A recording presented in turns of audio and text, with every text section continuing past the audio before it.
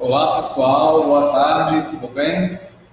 O programa de pós-graduação em Ensino de Ciência, juntamente em colaboração com a coordenação do curso de Química à Distância, tenho o prazer de apresentar para vocês mais um dia de curso de análise de discurso de língua francesa, né, pelo professor Dr. Wallace Cabral, o professor da Universidade Federal de São João del Rei, está aqui para contribuir conosco nessa apresentação, nesse curso que é altamente importante para os nossos alunos da pós-graduação em Ensino de Ciência, para os nossos alunos da graduação que querem adentrar a pós-graduação, para os nossos alunos do ProfQ que também se encontram aqui presentes, né? Sejam todos bem-vindos, aproveitem bastante.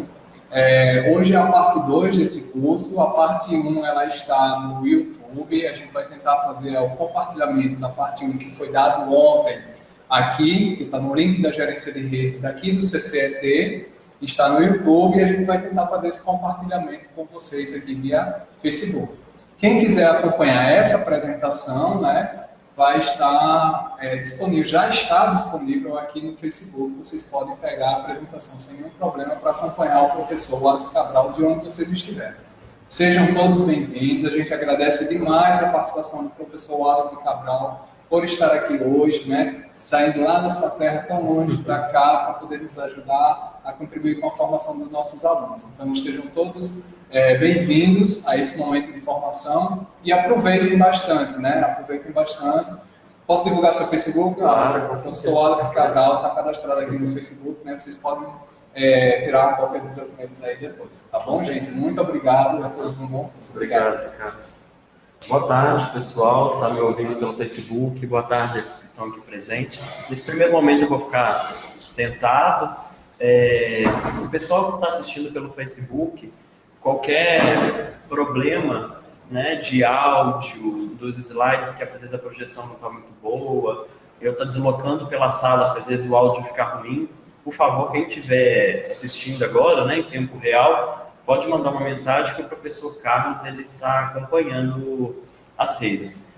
Inclusive, quem tiver alguma pergunta no decorrer do curso, pode mandar também, que o professor Carlos ele vai fazer essa mediação aqui. Como o professor Carlos disse, né, hoje é a parte 2 do nosso curso de análise de discurso de língua francesa. Ontem nós tivemos uma tarde bem prazerosa, com boas discussões aqui,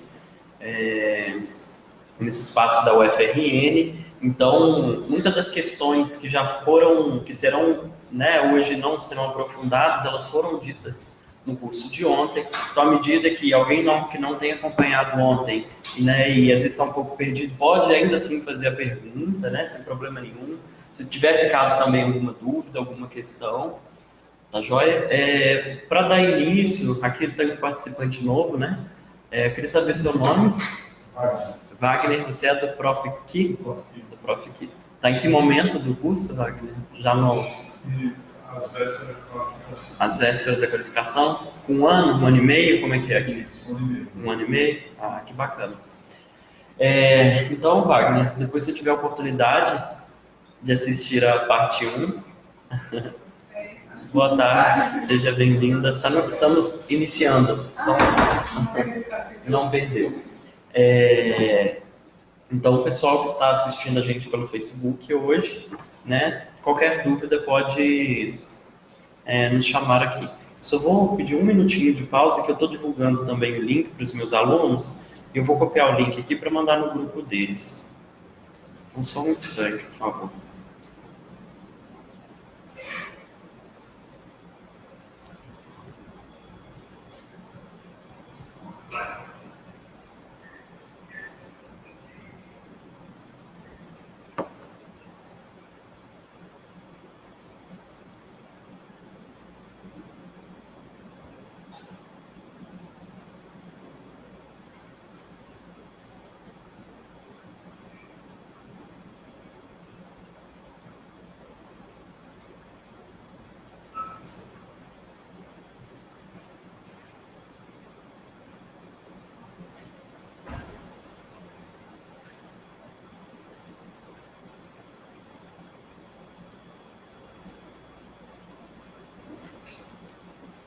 Então, obrigado a todos, né, por esse minutinho. Espero que os meus alunos também, que estão lá em Minas Gerais, consigam participar do curso, assistir. Que bom, né, que nós temos esses recursos hoje, né? A gente não precisa estar fisicamente nos lugares para falar, então, graças à tecnologia. Então, vou passar de forma bem rápida para alguns slides aqui que eu considero cruciais, né, do que nós discutimos ontem.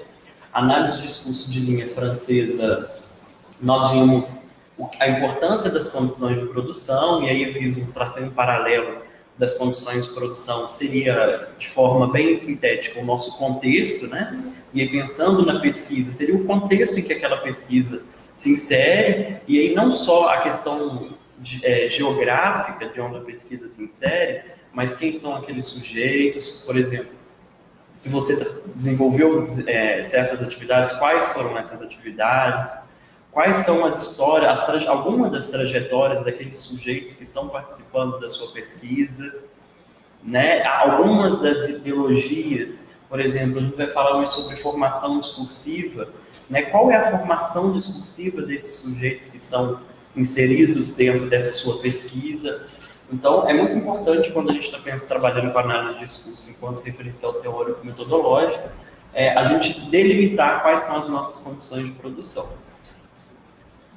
Então, eu fiz aí uma breve apresentação e, ao mesmo tempo, justificando o porquê dessas imagens, a partir da análise de discurso de língua francesa, né? Que às vezes fica desconectado para quem só está assistindo hoje, então não vou trazer essa discussão.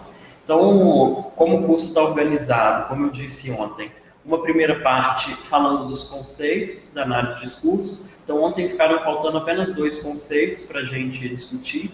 Não são todos os conceitos da análise de discurso, né, mas são aqueles que eu considero, que foram os que eu mais utilizei, que eu são conceitos que eu considero que são mais importantes para quem pensa em trabalhar com análise de discurso. Mas ainda assim existem outros, tá? E a segunda parte é pensando na análise de discurso enquanto análise.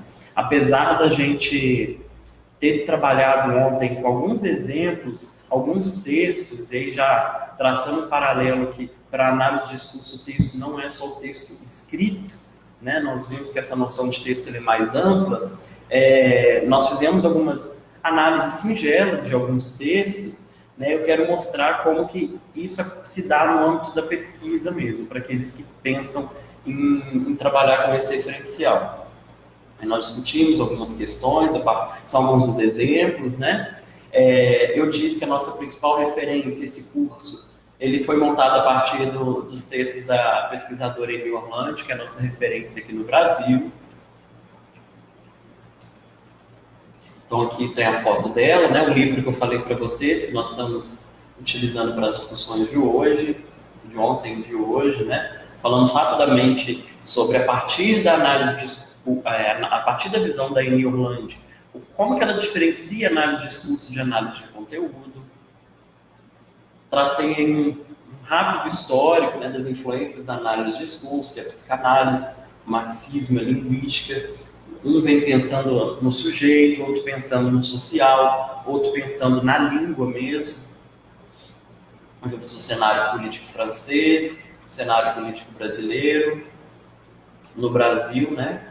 Algumas considerações, discutimos o que é o discurso, que é feito de sentidos entre locutores, a partir da definição que a Amy Orlandi traz, o que é texto. Então, esses slides, como o Carlos já disse, estão disponíveis todos lá no Facebook, tá? Aqui são alguns exemplos que discutimos ontem. O discurso, falamos do papel da linguagem, o que é o sujeito para análise de discurso, né? E aí, adentramos para os conceitos. Então, nós paramos em formação discursiva, que é o penúltimo ali.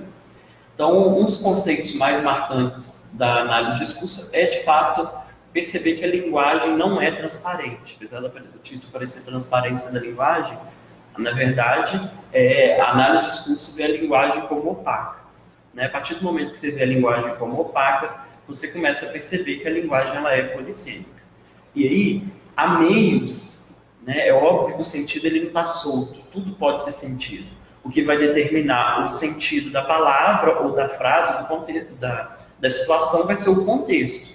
Né? À medida que a gente vai descrevendo vai fechando o circo em torno do que a gente está querendo dizer, mais fácil fica a gente perceber quais são os sentidos possíveis, né? Assim como eu trouxe ontem aquele exemplo da palavra base, a palavra base, para os alunos em licenciatura em Química, as pessoas que estão aqui no curso, eu acredito que para todos eles, um professor de Química falando o que é base, todo mundo compreende, né? O que é base, não precisa definir, base é isso, isso, isso, isso. Né? Assim como, por exemplo, falar para um aluno que é átomo, né? Para todos tem uma visão já do que seja átomo. Né? Então, é muito difícil, quando a gente está dentro dessas condições bem restritas, né? Dentro de uma determinada formação discursiva, que é o que a gente vai falar hoje, quando a gente vai delimitando isso, fica mais fácil a gente perceber quais são os sentidos possíveis. Tá? E aí o exemplo do que é uma base. Nós vimos 3 sentidos. Hoje eu não vou falar deles aqui agora, porque a gente vai fazer alguns movimentos de análise e aí esses conceitos vão retornar para as nossas discussões. Nós vimos uma propaganda, né, das Casas Bahia, que eu não quero que eu toque hoje. Outro exemplo, eu acho que a gente finalizou aqui, não me recordo. Nós trabalhamos a questão da autoria, né? A análise de discurso ela vem falando de que para se tornar autor, né, você tem que se aproximar da repetição histórica, que é quando o seu dizer ele historiciza. Você não consegue identificar em que momento, qual que é a leitura específica que você está falando, ou o conjunto de leituras, que às vezes é isso, né? A gente está falando a partir de diferentes leituras, a gente faz uma síntese daquelas leituras. Mas o que a gente observa, a gente fez uma discussão, por exemplo, a forma predominante de escrita nas escolas, até mesmo na universidade, se aproxima muito da repetição empírica e formal. Só relembrando, a repetição empírica é quando você é basicamente o Ctrl+C, Ctrl+V. Né? A repetição formal é quando a gente trabalha com a paráfrase. Você está dizendo de outra forma aquilo que você quer dizer. Aquilo que você leu, no caso, né? Aquilo que você observou. Né? E a repetição histórica que é quando historiciza o dizer do sujeito. Tá? Nós fizemos então essa discussão a partir de alguns trabalhos de leitura e escrita na universidade ou na educação básica. E aí nós finalizamos, né, a discussão de ontem falando sobre os conceitos de paráfrase e polissemia. O conceito de paráfrase, como alguns de vocês já devem saber, a gente estuda ele na língua portuguesa, quando está estudando gramática, que é quando a gente diz com outras palavras, né, um determinado fragmento, um determinado texto. E a polissemia, e o sentido não muda, você diz com outras palavras. Né, e a polissemia, o sentido vai mudar, tá? Quando tem a mudança do sentido. E aí nós fizemos a análise a partir dessa análise que a Emil Roland faz, né, de vote sem medo e vote com coragem. E aí quem não acompanhou pode olhar no vídeo anterior. E finalizamos, né, deixei indicado para continuarmos a discussão de hoje, nesse conceito da análise de discurso, que é de formação discursiva. Pessoal, formação discursiva, e aí só lembrando, tanto vocês aqui quanto quem está no Facebook, pode interromper a qualquer momento, tá? Para fazer perguntas. O conceito de formação discursiva, dentro das condições de produção, ela vai restringir ainda mais o que pode ou não ser dito. Por exemplo, se a gente está aqui nossa, aqui é um campo que eu sou da química, Carlos da química, vocês da matemática, você da química, né? E aí pode ter pessoas, por exemplo, assistindo de outras áreas do conhecimento. Se a gente está tratando, por exemplo, de um determinado assunto que envolve diferentes áreas do conhecimento, cada um está falando de uma determinada formação discursiva. Né? Eu estou falando a partir da formação discursiva de um químico, a partir da formação discursiva de um matemático, a partir da formação discursiva de quem é da letras, né? De quem é da filosofia, da história, por aí vai. Né? Então, cada um fala a partir de uma formação discursiva. Eu aqui hoje estou falando a partir de uma posição de um palestrante, digamos assim.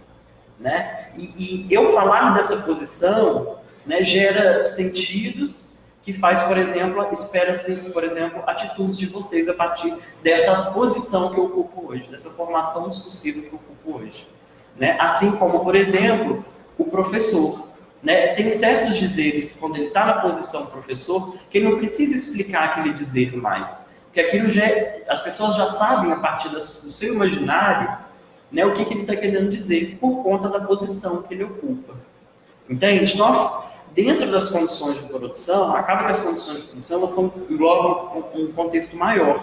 Né? Então, dentro de uma condição de produção, a gente pode ter diferentes formações discursivas. Né? Então, essas formações discursivas podem nos ajudar enquanto pesquisador.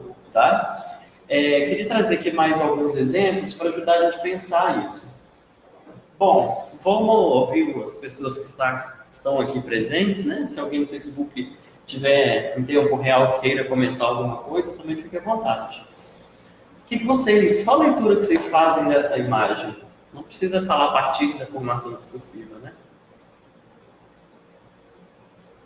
Podem pensar um pouquinho.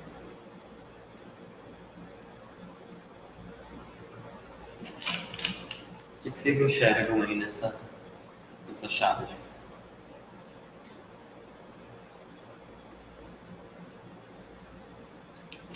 Quem está engolindo? Quem são aquelas pessoas que estão sobre a Terra? Parecem os indígenas, né? São os indígenas. E o que está acontecendo? Quem está devorando eles? Pode ser o empresário, né? O agronegócio, talvez simbolizando, né? Tem alguma outra leitura que vocês fazem dessa imagem? Uma coisa que me chamou atenção aqui agora, né? A questão do tamanho das pessoas, né? Olha como é que ele é grande perto dos outros, né? Isso é interessante, até mesmo do país. Essa é uma leitura que eu fiz aqui nesse momento. Né? Como se ele realmente se sentisse dono de tudo mesmo, né? Isso tudo é meu, né? E aí, para a gente pensar a formação discursiva a partir dessa charge, a gente pode pensar que tanto o empresário, o dono do agronegócio, ele fala de uma determinada posição, de uma formação discursiva que é diferente da formação discursiva dos indígenas. Concorda? Ele fala de uma posição, a leitura dele vem a partir do lucro, o discurso dele, né, de não ser de alguma forma, em alguns momentos, do não respeito à terra, né, pela sua forte exploração. Concorda comigo? E ao mesmo tempo, os indígenas trazem a questão histórica com a terra, né? Da sua aproximação com a terra. Então, o significado de terra para esses dois sujeitos, né, colocando o sujeito índio e o sujeito empresário, tem significados diferentes, né? Olha só, eu coloquei uma síntese aqui a partir do que a Annie fala. Palavras iguais podem significar diferentemente porque se inscrevem em formações discursivas diferentes. Por exemplo, a palavra terra não significa o mesmo para um índio, para um agricultor sem terra e para um grande proprietário rural. Né? Para cada um deles possui um significado a palavra terra. Na verdade, para o grande agricultor, né, até mesmo para o proprietário rural, tem um significado de renda. Né? Para o indígena, a relação é outra com a terra. Né?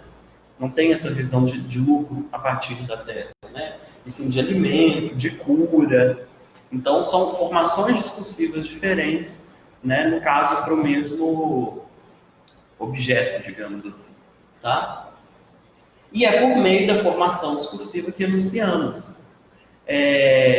Como eu disse para vocês, por eu estar aqui hoje, eu posso falar determinadas coisas, porque eu estou dentro de uma formação discursiva que o sentido fica claro para vocês. Né? Então, a posição que a gente ocupa em determinados lugares nos faz, por exemplo, saber que aquele sentido já é, de certa forma, claro para muitos dos outros sujeitos. Né? Então, a gente anuncia a partir de uma formação discursiva. Né? E aí, ao mesmo tempo, a gente se antecipa, lembrando o mecanismo de antecipação, a gente se antecipa porque a gente já imagina que aqueles sentidos são consolidados, né? Óbvio, gente, que isso é feito de uma forma inconsciente, né? Isso aqui é uma reflexão que a gente faz agora a partir desses conceitos. Isso é muito inconsciente, né? Assim como a interpretação. A gente interpreta, quando a gente faz a leitura do texto, vai interpretando, a gente nunca pensa, ou pensa em alguns momentos que os sentidos são outros, né? No geral, quando você está fazendo uma leitura, o sentido parece que é o único mesmo. A gente tem a sensação de que é sempre transparente, né? Mas provavelmente alguém já passou por isso, né? Dependendo do texto, principalmente se é uma linguagem muito poética, você passa por um outro leitor e fala, não foi isso que eu entendi. Né? Por isso que as nossas leis, às vezes, quando vai para o tribunal, dá tanta margem, né? Porque a gente tem esses deslizes de sentidos, né? Por mais que a gente tente costurar bem ali, deixar bem claro, aquilo ainda dá uma margem, né? Por isso que às vezes é tão complicado a gente fazer um edital para concurso público, né?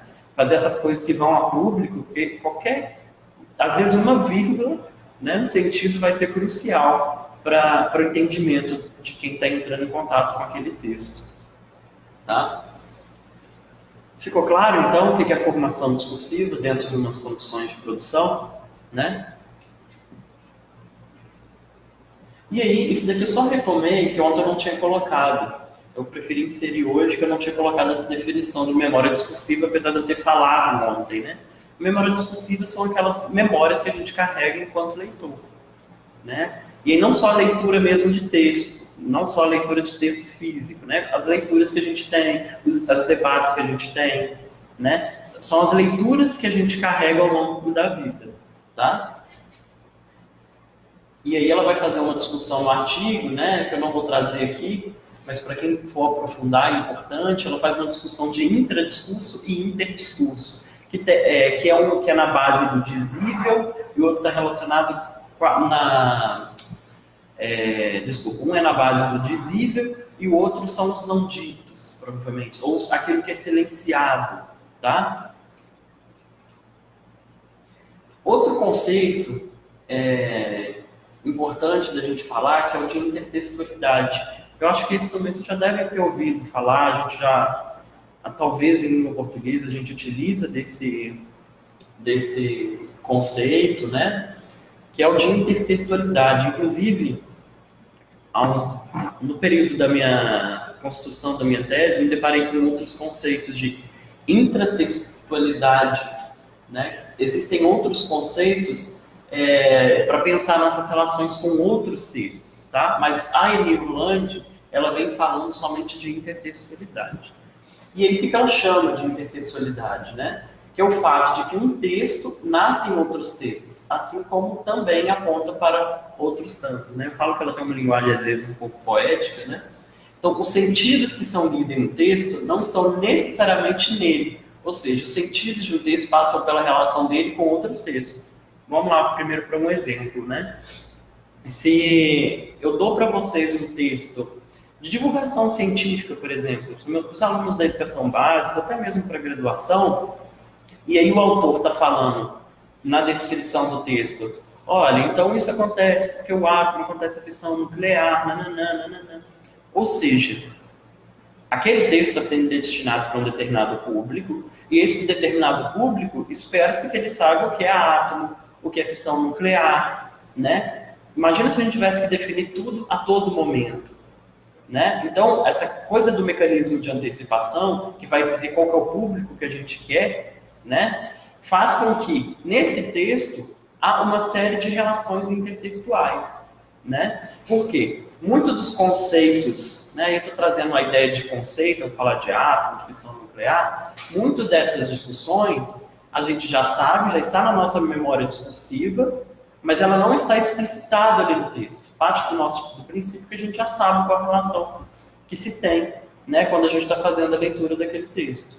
A gente não precisa, não, está falando do átomo é isso, a partir daquela concepção, fissão nuclear, né? Assim como, por exemplo, quem faz cálculo, né, às vezes fala base, fala volume, fala altura.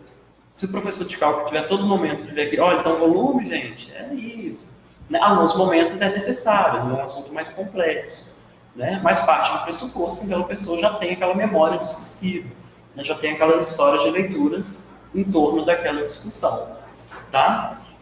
Eu utilizei a intertextualidade na minha tese, e aí eu trouxe aqui, na verdade, não o da tese, né, mas uma que eu fiz nesse semestre com os meus alunos. E aí eu sempre peço para eles, eu vou mostrar para vocês uma fotografia, né, ofuscar o rosto dos alunos. Não está sendo um material divulgado, publicizado, né, mas caso isso aconteça, às vezes isso entra na rede, então peço para tampar o rosto dos alunos. Só para contextualizar, dizer um pouco das condições de produção para pensar em intertextualidade, o que aconteceu? Na disciplina de estágio supervisionado, como eu disse ontem, eu venho incentivando que os alunos se expressem de diferentes maneiras, né? E principalmente eles possam não descrever, talvez essa não seria a palavra, mas está me vindo aqui outra, mas talvez dizer o que eles estão observando na escola a partir dos diferentes gêneros textuais, né? Porque às vezes o aluno chega no momento de socialização, o que está acontecendo na escola? Não está acontecendo nada, tudo a mesma coisa. Gente, mas acontece tanta coisa dentro da escola, né? Cada dia dentro de uma escola dá para a gente fazer um livro, né? Dá para fazer uma tese dentro de um dia na escola, né? Um dia de vivência na escola. E aí, às vezes, a gente fica naquele movimento, poxa, mas a gente precisa discutir, precisa refletir sobre o que está efetivamente acontecendo na escola. E os alunos, às vezes é porque não prestou atenção, ou porque já naturalizou tanto aquela rotina, que ele já não consegue mais trazer aquilo para discussão, aquilo para ele se tornou familiar, né? Então é um movimento mesmo de trazer como que eu faço para trazer essas questões da escola. E uma das atividades que eu fiz esse semestre, e aí pensando até mesmo no incentivo de trabalhar com os diferentes gêneros textuais, eu pedi para os alunos fotografar, cada aluno fotografar qualquer coisa que lhe chamasse atenção em um dia dele na escola. Então eles fotografaram, né, algo que eles quiserem, né, pode ser algo com os alunos, algo fora da sala de aula, enfim, era livre a fotografia dentro do contexto escolar. E fizesse uma articulação com uma poesia. E a poesia não necessariamente era tinha que fazer relação direta com a poesia. E aí, né, pensando que a poesia é o sentido que trouxe para ele, que ele articula com a poesia, não o sentido que todo mundo tem que entender. Né? Porque senão a gente fica, às vezes, tentando fazer algo muito conectado, mas é o sentido que traz para você. Toda. Então, pessoal, essa daqui, vou levantar um pouco agora. Esse aqui foi de um estudante, né? Não trouxe de todos, somente um recorte de alunos desse semestre. Então, essa daqui é uma fotografia, só foram duas fotografias que esse estudante tirou, e trouxe esse soneto do amigo, tá?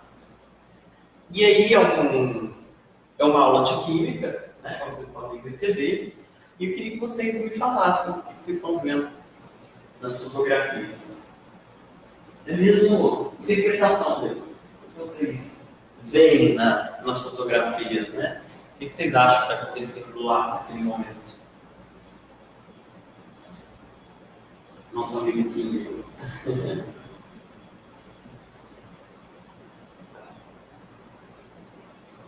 Associação em grupo, em torno da geometria,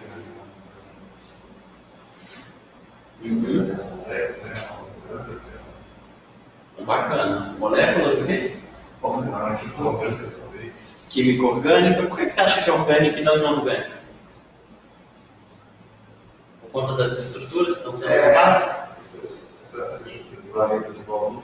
Entendi. Tradicionalmente, Talvez aqui poderia ser a molécula de água também, né? Mas eu realmente não sei se aí no ser orgânico, tá? Não me recordo essa atividade qual que era. seja mais a questão da geometria mesmo. Geometria? Estudando geometria das moléculas, trabalho em grupo, né? Aparentemente parece que todos estão trabalhando, né? Mas pelo menos no recorte, né? Toda fotografia é o recorte, né? Mas às vezes a gente escolhe o melhor recorte. Desconfiaria que vai estar um tal de falha na passada. Essa daqui? Uma bolinha. Legal. Então ele está desconfiando da aluna que está olhando para trás. Interessante. Então eu faço esse movimento mesmo com os alunos do estágio, né? Eu peço para os colegas, para quem levou fotografia, no primeiro momento fica em silêncio, para a gente ver os sentidos que parecem. E às vezes o sentido é diferente de quem realmente se propôs a trazer isso daqui. E qual que é a relação da imagem com o soneto que ela trouxe? É um soneto do amigo, né? Enfim, depois de tanto erro passado, tantas retaliações, tanto perigo, eis que ressurge no outro o velho amigo, nunca perdido, sempre reencontrado. Só um pedacinho para a gente pensar. Vocês conseguem perceber alguma relação? Vocês fazem alguma relação? Acho que eu trabalho em grupo. A questão do trabalho em grupo, né? Uma dificuldade durante o ano letivo, talvez para quem fala mesmo da redação escritiva. Legal. Vocês, enquanto professores, veem dificuldades dos alunos trabalhando em grupo aqui? São? Pouco? Bacana. Então, pessoal, por que desse texto, né? Primeiro que nossa rodada em que eu estou fazendo essa discussão a partir do que a pessoa que tira a fotografia não fala, né, eu vejo quais são os sentidos que aparecem. E aí, não necessariamente esse sentido, ele não precisa ser obrigatoriamente o mesmo sentido. A ideia não é tentar adivinhar, né? Mas, por exemplo, aqui surgiu a questão de geometria da molécula, que também apareceu na minha aula, apareceu a importância do trabalho em grupo, né, e ao mesmo tempo da amizade no ambiente escolar, tá?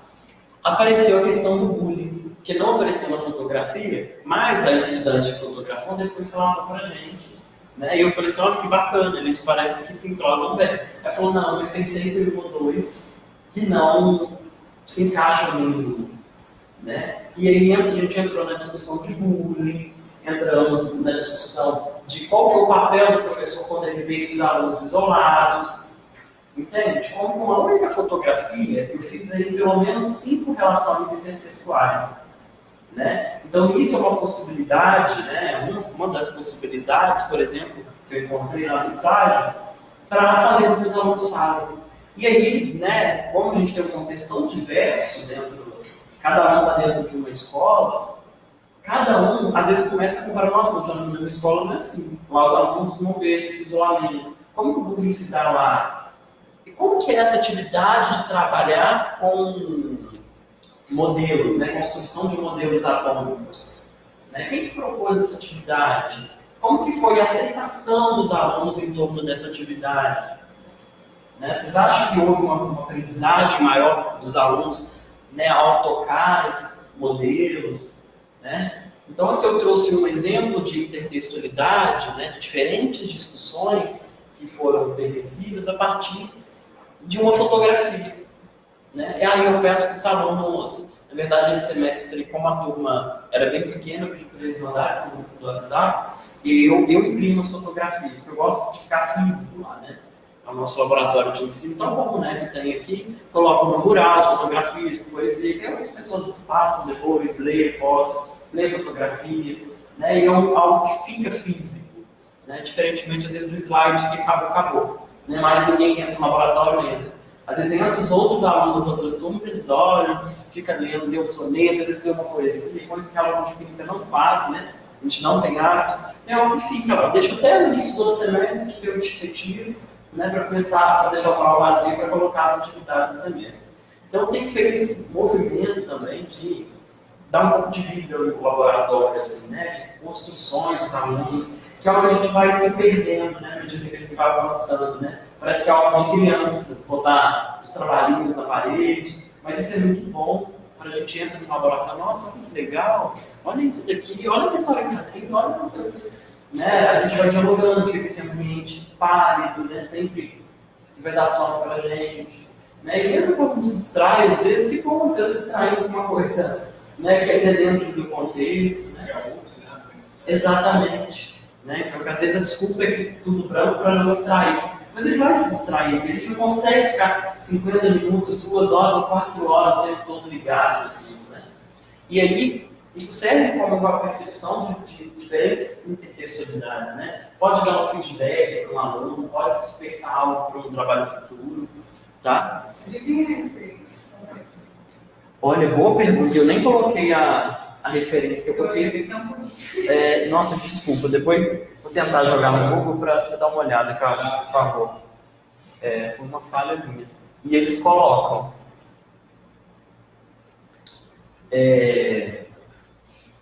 Aí trouxe aqui algumas pequenas reflexões, né, que a gente já vinha falando. Quando nascemos, a língua já estava lá, de fato já estava, né? E aí a gente utiliza as mesmas palavras dos nossos avós, porém muitas vezes provém de sentidos distintos, né? Isso é muito comum. Mas, no entanto, os velhos sentidos são recuperáveis por conta da memória discursiva. Aí vai depender, né, se a pessoa viveu naquela época, né? Ou alguém contou para ela aquele sentido possível, né? Alguém tem alguma fala de pai, de avô aí que fala, nossa, isso não significa isso. Eu não observo coisas dos pais avós, mas observo essa questão de comida aqui, né? Às vezes eu falo com o Carlos assim, nossa, mas isso lá em Minas é outra coisa, né? A gente está falando do cuscuz, né? O cuscuz lá, em Minas a gente nem come cuscuz, né? Nem salgado nem doce, mas quando eu vou na região litoral, principalmente no Espírito Santo, Bahia, eles comem cuscuz doce, que é feito de coco, todo branco, assim, ainda joga leite condensado em cima. E aí quando eu vi a primeira vez na Natal, eu falei, como assim? Cuscuz é doce? E a gente até estranha, né? É um nome que já, para mim, já enraizou, né? Ele é bem aparecido lá na minha cidade, coxinha de brigadeiro, tudo, mas a coxinha é salgada, né? O sentido que produz em mim sobre coxinha não vem em combinação com doce, né? É uma estranheza mesmo. Mas aí talvez agora seja um novo momento de inserir essa coxinha, ela se eternize para os novos e a nossa deixe de existir. E deixa a nossa, exatamente. E aí, para esses novos não tem tanta essa estranheza, né? Exatamente. Mas eles são recuperados em que sentido? Eles são... são recuperáveis, no caso dos mais velhos, né? Quando você fala para uma pessoa, né? Eles são recuperáveis, no sentido de que alguém pode fornecer aquele novo sentido, né? Assim como nas aulas também, entende? Essa pessoa que nunca estudou química, ela não sabe o que é um ácido, o que é uma base, né?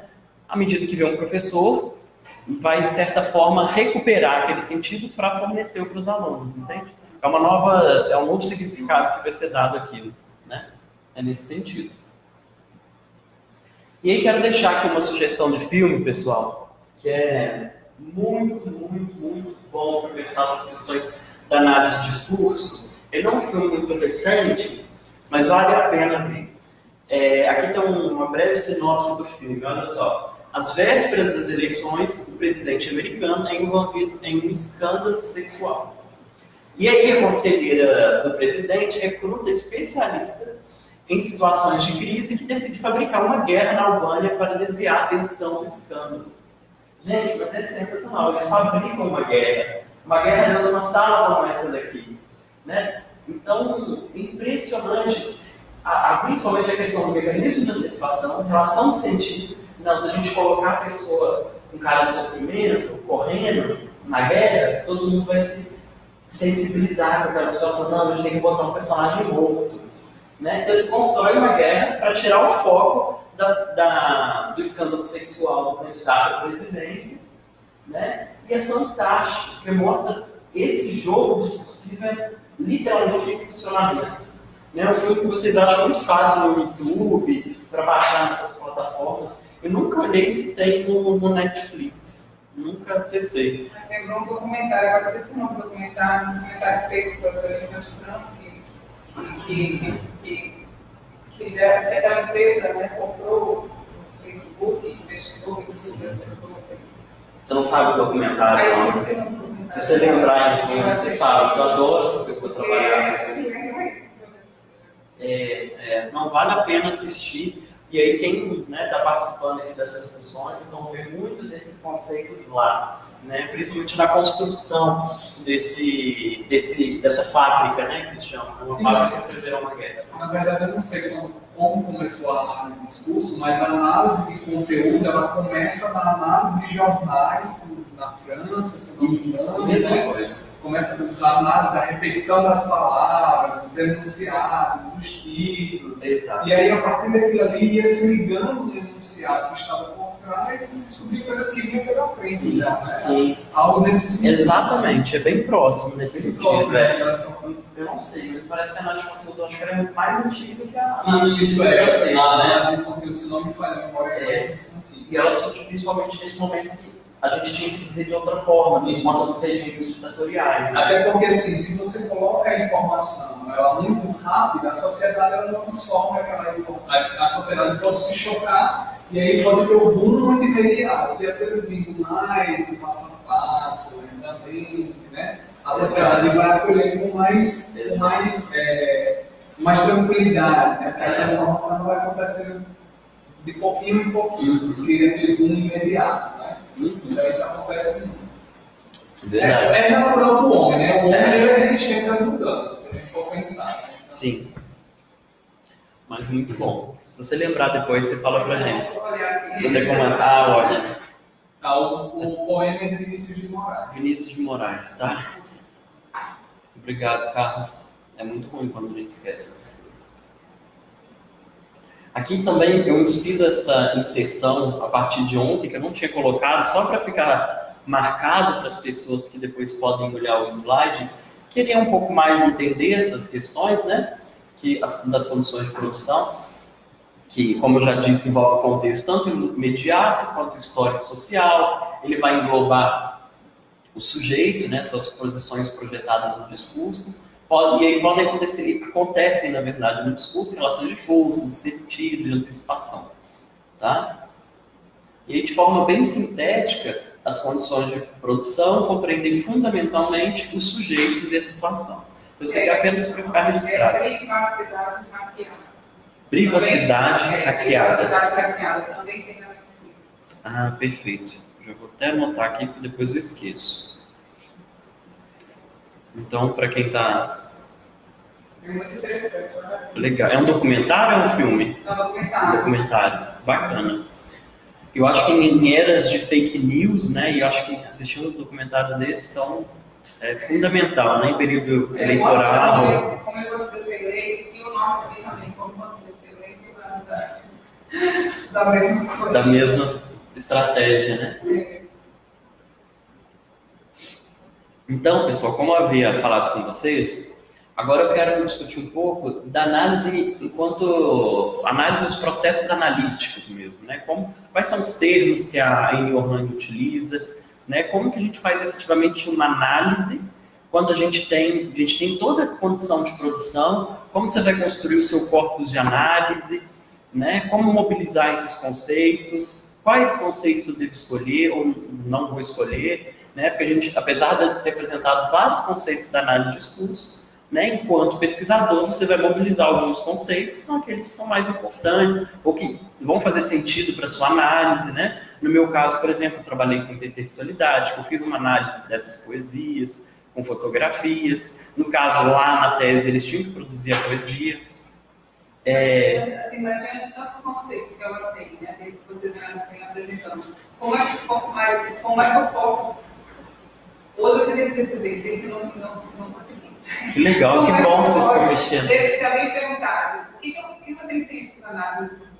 Eu só consegui, a primeira palavra que veio à minha cabeça foi o contexto, né? Você vai ver muito ontem nessa questão do contexto.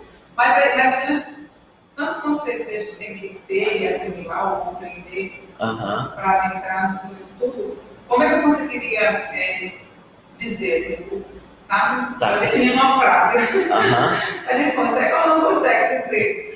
Eu acho que é possível, assim, né? Mas, assim, no próprio livro, esse que eu mostrei para vocês, ela não gosta de, por exemplo, fazer uma prefácio, porque ela fala que é muito difícil você falar em poucas palavras o que é análise de discurso, né? Ela traz isso no início do livro, né?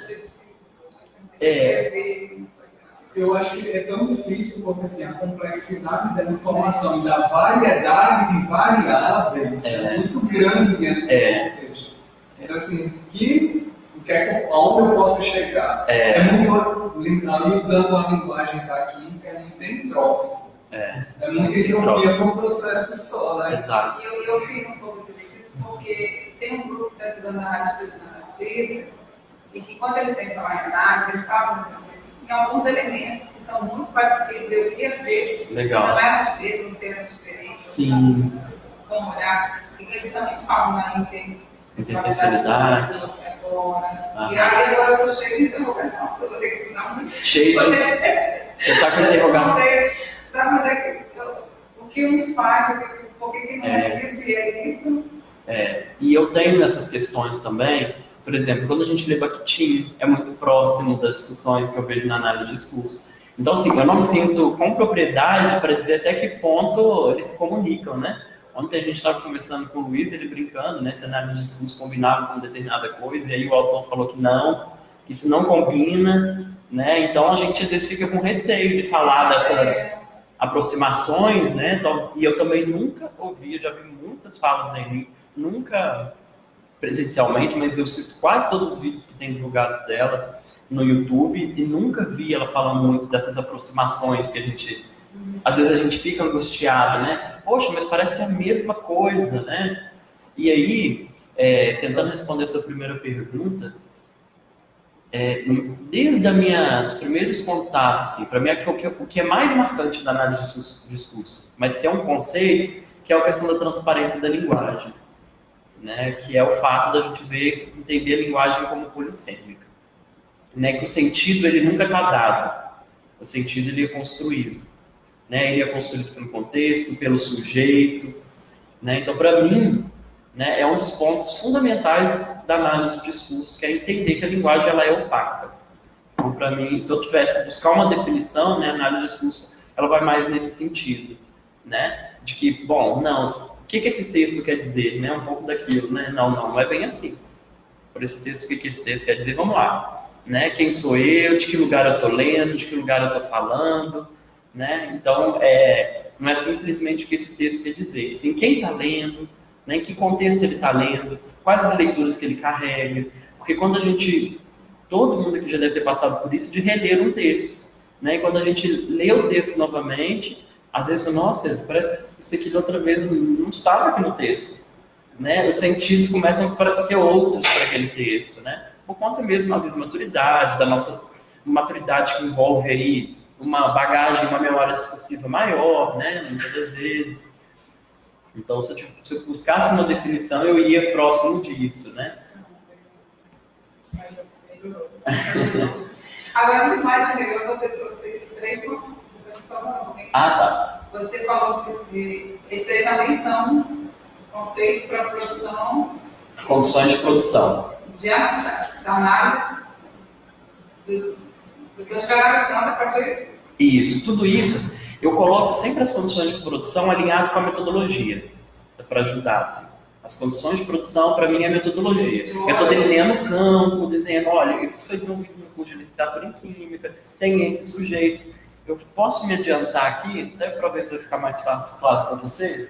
Eu coloquei um slide aqui, um sumário da tese. Às vezes ajuda a gente ver como isso está organizado, né? Bom, na parte de referência teórica, aqui é só o recorte, tá? Vocês viram que está na parte... Coloquei aqui na metodologia, olha o título lá, os caminhos metodológicos e as condições de produção da pesquisa. Então eu falei primeiro, né, quem são os sujeitos da pesquisa, o contexto em que essa pesquisa acontece, e aí engloba o curso de licenciatura em Química lá da universidade, eu falo dos encontros presenciais quinzenais que acontecem na universidade, as atividades que foram desenvolvidas, entende? Então essas são as minhas condições de produção. Né? Aí dessas condições de produção, eu dou um enfoque ali para o que vai ser o meu corpus de análise, né? Que aí entra no capítulo 4.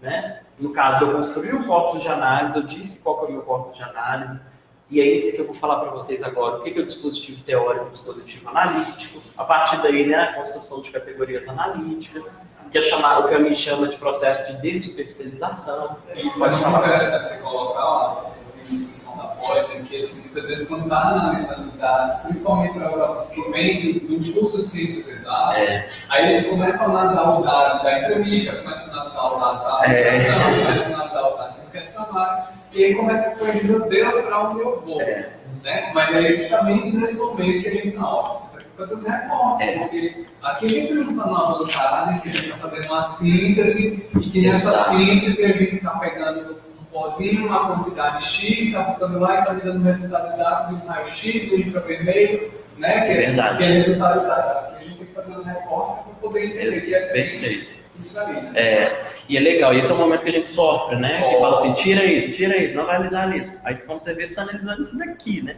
Mas aí tem uma coisa importante, que é esses outros mecanismos, no caso aí, outros instrumentos de análise que você está utilizando, eles não precisam ser totalmente descartados, eles fazem parte das suas condições de produção. Ele não é seu material analítico em si, né? Ele não é, vamos dizer assim, seu foco central. Mas lembra quando eu falei do foco, né? A análise de discurso, ela dá um foco nas suas condições de produção, que é aquilo ali que você está analisando. Mas ele não está desconectado do outro. Talvez, por exemplo, você pode pegar uma fala que o aluno fez, você está trabalhando no questionário, você pode pegar uma fala que o aluno teve numa aula e fazer uma paráfrase do que ele disse, né? Você pode contradizer o que um aluno disse lá em outro momento da aula, né? Então aquilo pode, né, e muitas das vezes vai entrar nas suas análises também. Aquilo vai ser importante, porque aquilo, em todo momento nas análises, você vai retomando, em alguns momentos você vai retomando as suas condições de produção, para entender o porquê que ele disse aquilo, né? Ou até mesmo para mostrar, às vezes, que o aluno deslocou de uma determinada posição, né? Olha, lá no momento tal, eu tinha essa visão. Então, a gente observa hoje, né, em determinado momento, que essa visão ela foi se cristalizando ao longo dos encontros, né? Ela foi se modificando. Então, às vezes, as condições de produção, que vão englobar esses outros instrumentos, eles podem sim ser utilizados, tá? Por exemplo, eu utilizei um questionário que ele me ajudou para construir quem são os sujeitos da pesquisa. E aí, às vezes, para falar de muitos desses sujeitos, eu construí narrativas sobre os sujeitos da pesquisa, né? E aí, para falar desses sujeitos, quando eu estava analisando aqui, por exemplo, vamos lá, pegar um exemplo, relatos a produções de novas sensações. Eu tenho, às vezes, eu faço a contraposição, que tem aluno que fala que não tem hábito de ler, não tem hábito de escrever, ou que não gosta de ler e escrever. E ele fala que agora ele adora ler e escrever. Pô, mas o que aconteceu? O que mudou daqui para cá? Né? Será que é só porque ele passou por isso e agora eu sou professor e ele quer me agradar? Né? Então, a gente, enquanto pesquisador, a gente começa a questionar isso. Ou foi uma mudança mesmo de conduta? Né? Então, essas questões são importantes. A gente começa a retomar as condições de produção. Ficou mais claro esses conceitos agora?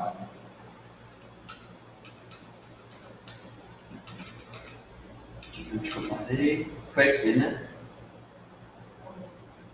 Foi aqui.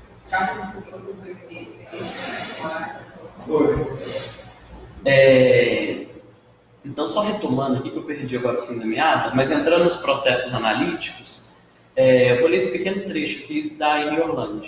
Análise de discurso visa compreender como os textos produzem sentidos, tá? Buscando alguns gestos de interpretação, né? Ou seja, porque a interpretação, como o sentido ele pode ser múltiplos, a gente vai ter alguns gestos de interpretação para olhar aquilo, tá? Além disso, o analista não estaciona na interpretação, ele trabalha seus limites, que eu acho que aí pode ser um ponto crucial da análise de conteúdo, né? Talvez o sentido é aquele, na primeira interpretação. A análise de discurso ela vai trabalhar com outros sentidos. Lógico, são sentidos possíveis dentro daquela formação discursiva, tá? Você não vai ficar viajando na maionese, são sentidos possíveis dentro daquela formação discursiva. Trabalha seus limites, seus mecanismos, como parte dos processos de significação. Também não procura um sentido verdadeiro através de uma chave de interpretação, que aí é o conceito mesmo da transparência, né? Quando a gente fala, não vou desvelar, né? Lembra que eu falei para vocês a importância dos verbos, quando a gente está trabalhando na análise de discurso, para a gente não cair nesse erro de ter a sensação de que a gente vai chegar efetivamente lá no sentido, né? Mas a gente vai se aproximar do sentido. E aí, como eu já disse, é um processo quase que involuntário, quando se interpreta, já está preso em um sentido. E aí é um movimento mesmo, às vezes, entender outros. Pessoal, nem sempre a gente, quando está trabalhando com análise de discurso, a gente vai estar sempre buscando essa polissemia, não. Às vezes a gente vai olhar para aquilo, não, isso é isso mesmo. Né? Eu acho que o ponto central é quando aquilo está dando margens. Né? Você está vendo que está polissêmico. o dizer do aluno, ou para estudar mais para entender outra coisa que ele disse lá em outro momento.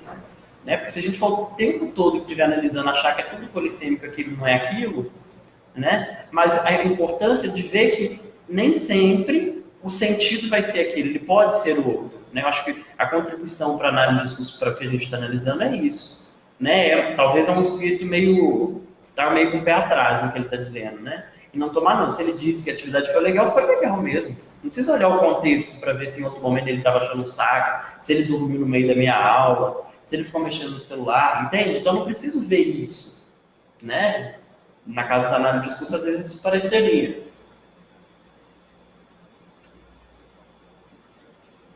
Passando aqui. E aí o exemplo, né? E aí quando a gente está fazendo análise, a gente, por exemplo, numa pessoa que está trabalhando com experimentação, em aulas de química, essa pessoa, pode ser que a pessoa chegue à conclusão que o professor tem que trabalhar com experimentação em aulas de química. Né? Todos os professores têm que trabalhar com experimentação de química, porque isso fomenta a aprendizagem, os alunos entendem melhor os conceitos, relacionam com o cotidiano. Né? Só que, na análise de discurso, o que ela vai tentar entender? Olha, o professor, ele ciente das suas condições de produção, porque às vezes o professor não tem laboratório na escola, ele não tem reagente na escola, então como você fala que o professor tem que trabalhar? Tem, então você tem que colocar, tudo bem, ele tem que trabalhar.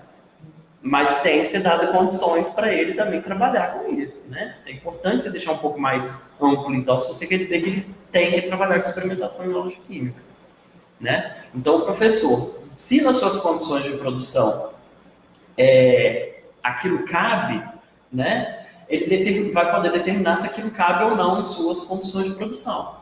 Dentro das condições de produção, é possível? Porque às vezes a gente chega a algumas considerações finais, né? Que, poxa, o professor de educação básica tem que trabalhar com experimentação, mas e aí? Né? Você deveria colocar um mas, né?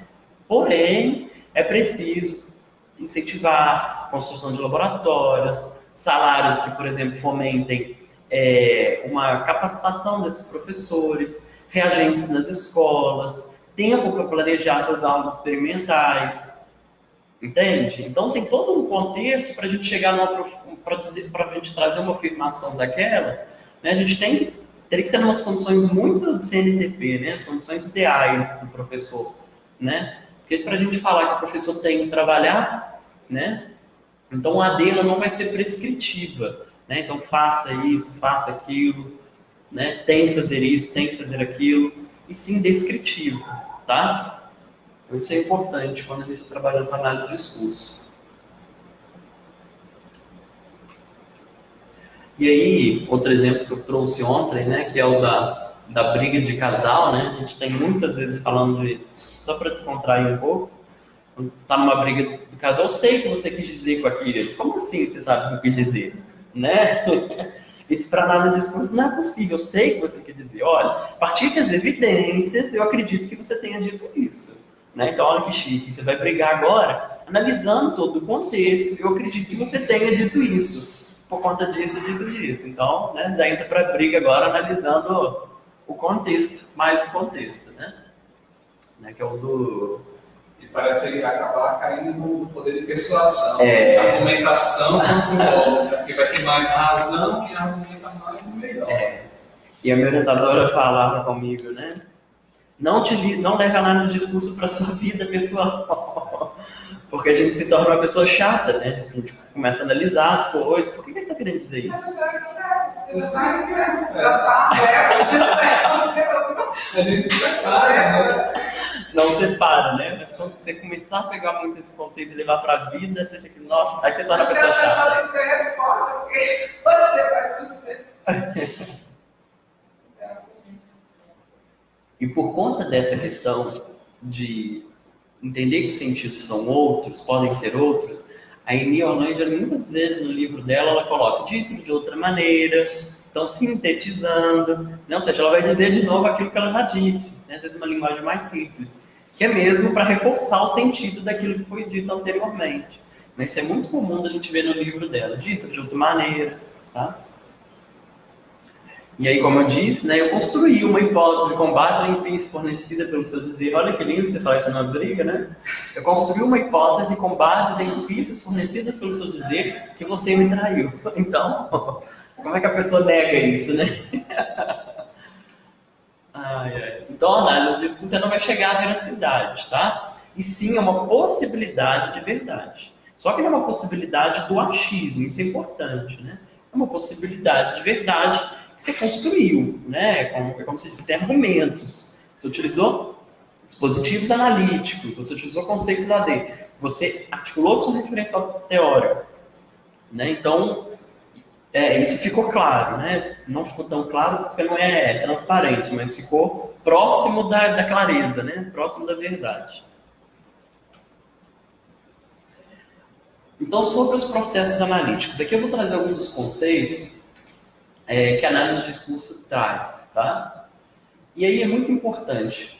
Vamos lá na primeira caixinha. Cada material de análise exige que seu analista, de acordo com a questão que formula, mobilize conceitos que outro analista não mobilizaria, faça as suas outras questões, né? Então, os conceitos que você vai mobilizar, ele faça a sua questão, tá? Então, de acordo com a sua questão, e aí, enquanto analista, você vai ver quais conceitos vão ser importantes para você utilizar, para você olhar para aquele corpus de análise que você tem.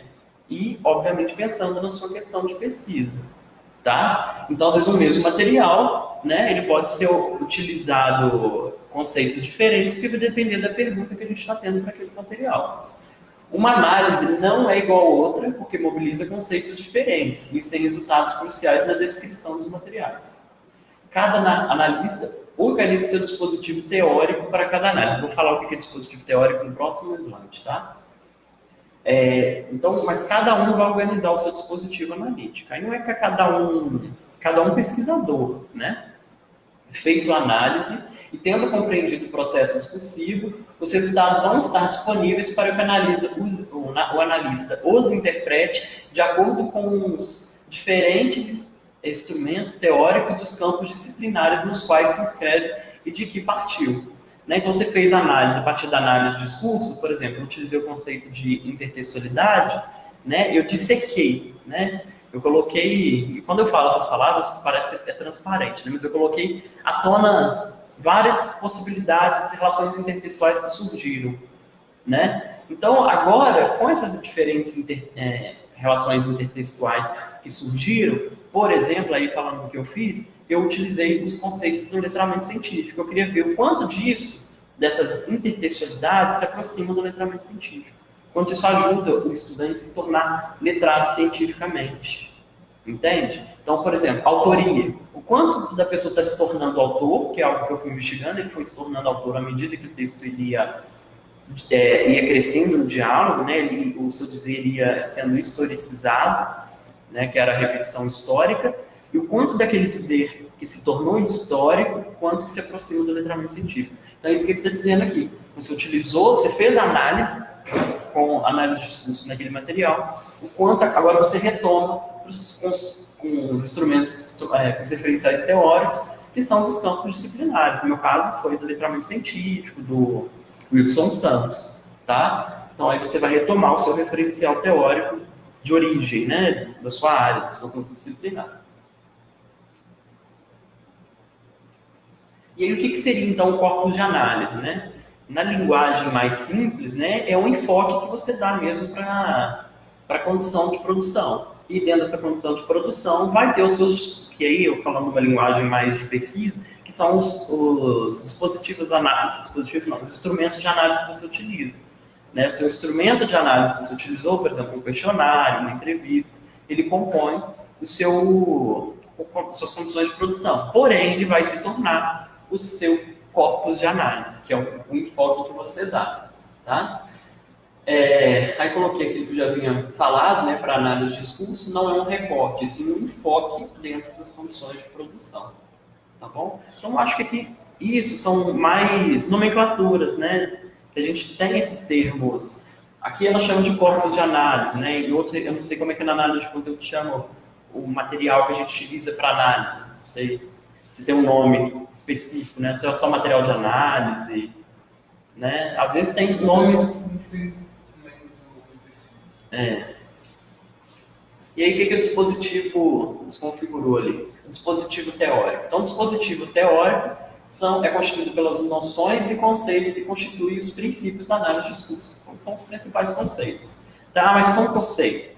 Né, enquanto pesquisador, e faça a sua questão de pesquisa, você vai saber quais conceitos você vai mobilizar para fazer análise. Tá? Então, a partir do seu material, você vai ver quais conceitos são interessantes. Você está trabalhando, não sei... relação professor-aluno, investigando a relação professor-aluno, pode ser que seja interessante você pensar relações de força, né? Pegar aquele conceito para, de repente, ver, a partir desse conceito da D, olhar para aquela relação, né? A partir dali, depois você retomar para o seu referencial teórico, né?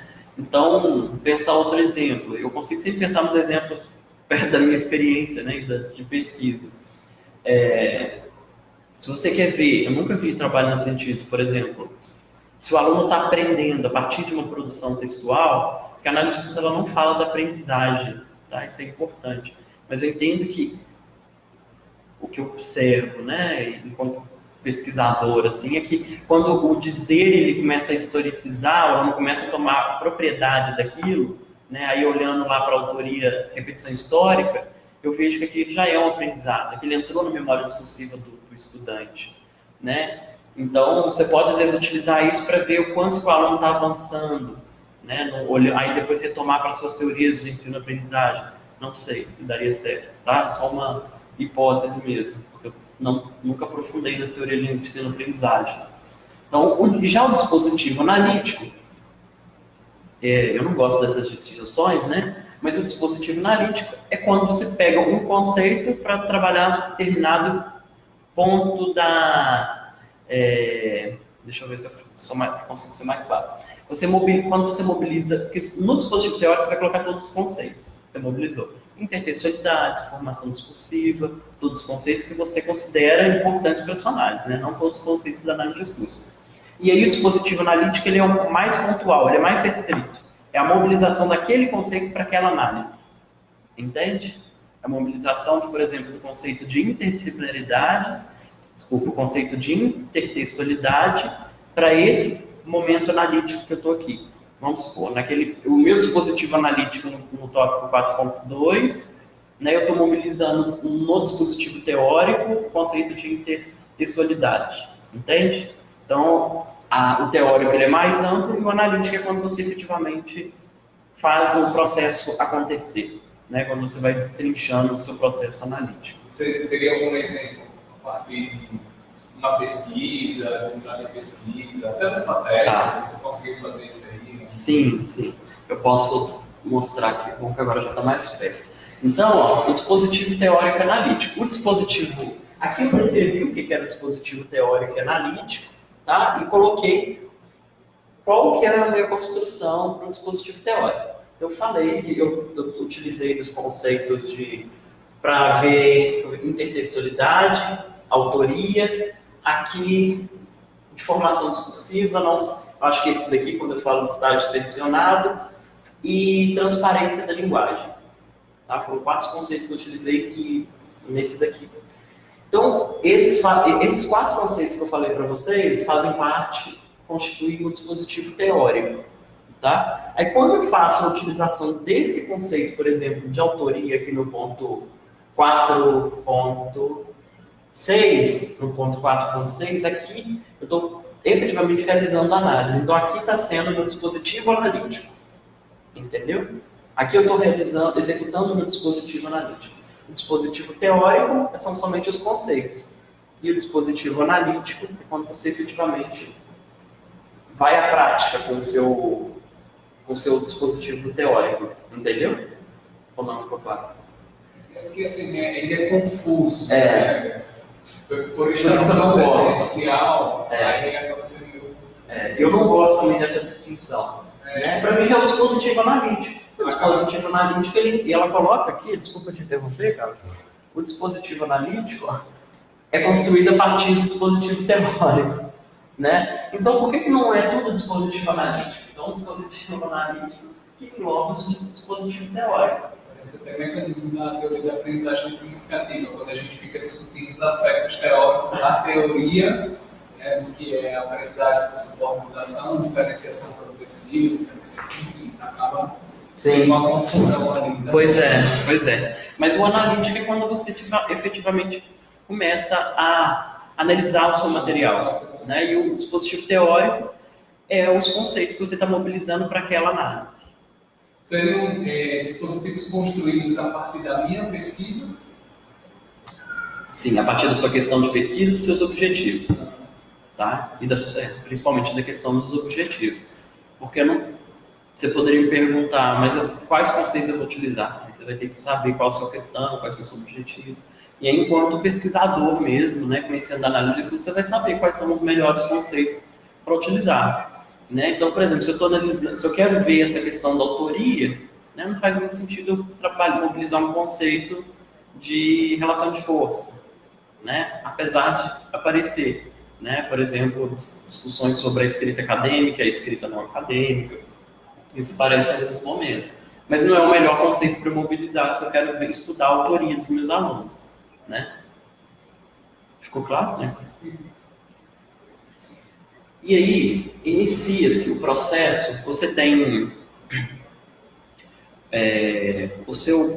suas condições de produção, só fazendo uma síntese, né? As condições de produção, você dá um enfoque, você vai ter o seu corpus de análise, você tem o seu corpus de análise, você começa, né, a pensar no seu dispositivo teórico para a realização da análise.